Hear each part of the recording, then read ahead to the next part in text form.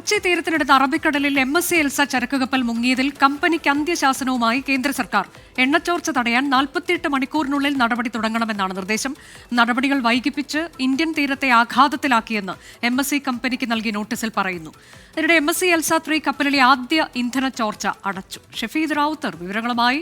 ഷഫീദ്, ഇപ്പോൾ ഈ കാര്യത്തിലൊക്കെ കോടതി ഉൾപ്പെടെ ഇടപെടുകയാണ്, നഷ്ടപരിഹാരം ഉൾപ്പെടെയുള്ള വിഷയങ്ങളിൽ. കേന്ദ്ര സർക്കാർ അന്ത്യശാസനം നൽകുന്നത് ഈ സാൽവേജ് നടപടികൾ ഉൾപ്പെടെ ഈ കപ്പൽ കമ്പനി വൈകിപ്പിച്ചിട്ടുണ്ട്, അത് ഗുരുതരമായ കുറ്റകൃത്യമാണ് എന്നതൊക്കെ ചൂണ്ടിക്കാട്ടി ഏത് തരത്തിലേക്ക് നടപടികൾ സ്വീകരിക്കണമെന്നതാണ് കേന്ദ്രം പറയുന്നത്.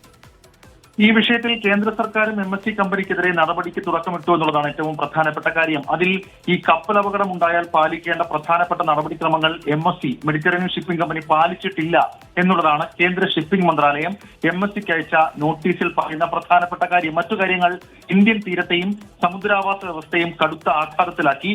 കേരള തീരത്തെ ഇതിനകം കാര്യമായി ബാധിച്ചു. മത്സ്യത്തൊഴിലാളികൾക്ക് ജോലി നഷ്ടമായി, ലക്ഷങ്ങളുടെ നഷ്ടമുണ്ടാക്കി. ഈ മെയ് 24 കപ്പൽ അപകടത്തിൽപ്പെടുന്നു. എന്നാൽ സാൽവേജ് നടപടിക്രമങ്ങൾ കമ്പനി ആരംഭിച്ചത് മെയ് 30-നാണ്. അതുവരെ ഇത് വൈകിപ്പിച്ചു.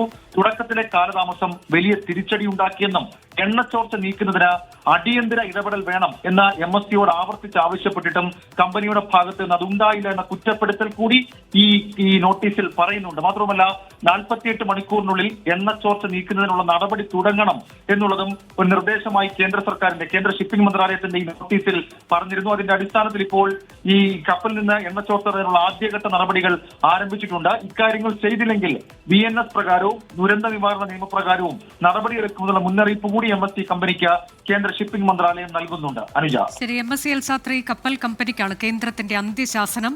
വളരെ വേഗം തന്നെ എണ്ണച്ചോർച്ച തടയാൻ നടപടിയിലേക്ക് കടക്കണമെന്ന് പറയുകയാണ്. ഇത് വൈകിപ്പിച്ചതിലൊക്കെയുള്ള കുറ്റം അത് കേന്ദ്രം ചൂണ്ടിക്കാട്ടുന്നുണ്ട്. ആ നടപടി ആരംഭിച്ചിട്ടുണ്ട് എന്ന വിവരം കൂടി ഷഫീദ് റാവുത്തർ നൽകുകയാണ്.